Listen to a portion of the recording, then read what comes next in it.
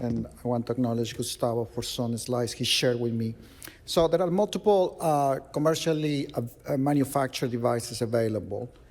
We use primarily this one. It's the Cook 3-vessel A-branch device because it obviously provides total endovascular repair. But more important, it's actually a device that has really important features. The main one is that it has this pre-curved cannula, and it has this spiral stabilizing wire. And what that does is allows the device to align against the outer curve. So you can actually place the inner branches openings, in precise location with respect to the target vessels. Now, unfortunately, the device has a lot of restrictions, at least in the US, and it's not available for several exclusion criteria. The issues are related to access, to lengths, to angulations, and to presence of kinks of atherosclerotic debris.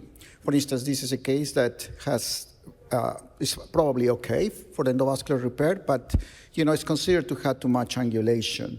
And obviously, if you had tortuous anatomy, those are not included in the series with these devices. Same thing when you have kinks like this one, or landing sounds that are really marginal like this one. So I think that's where physician-modified arch branch devices may have a role.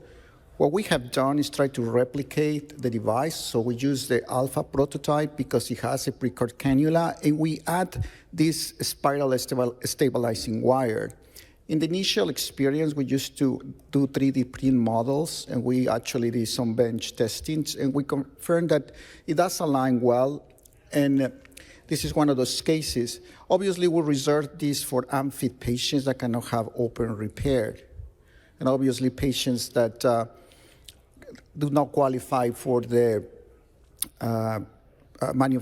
company manufactured device. It's usually patients that actually are urgent because of symptoms of other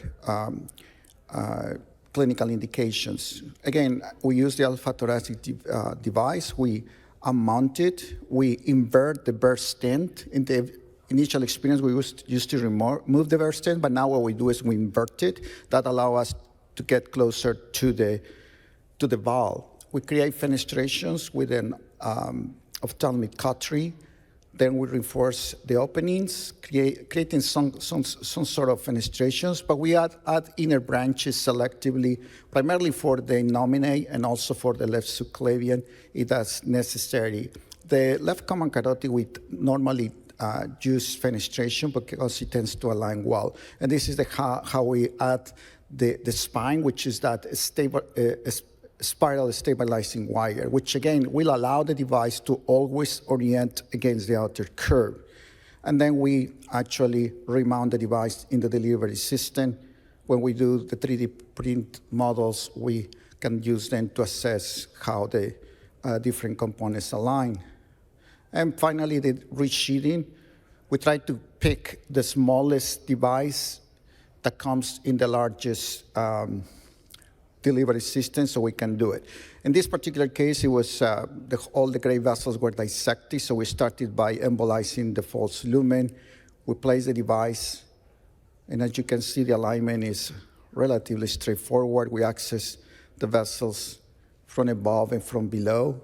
Usually, the left subclavian and the left common carotid we access from below, and now we're accessing even the innominate from below, and this is the final result. This is one of those cases where, we were forced to use the device. It's a patient that actually had a fever, a redo fever, and then lost seal in the proximal, in the distal arch. This is the patient's case. We decided to order a device from the company, but the problem is how big the device was, 22 French. When we went and tried to do this case, we found that we were not able to advance it because she had previous devices and her access was marginal. So at that point, we decided to convert to a physician-modified arch branch device, and we were able to get the device in place and get a good result and a good seal.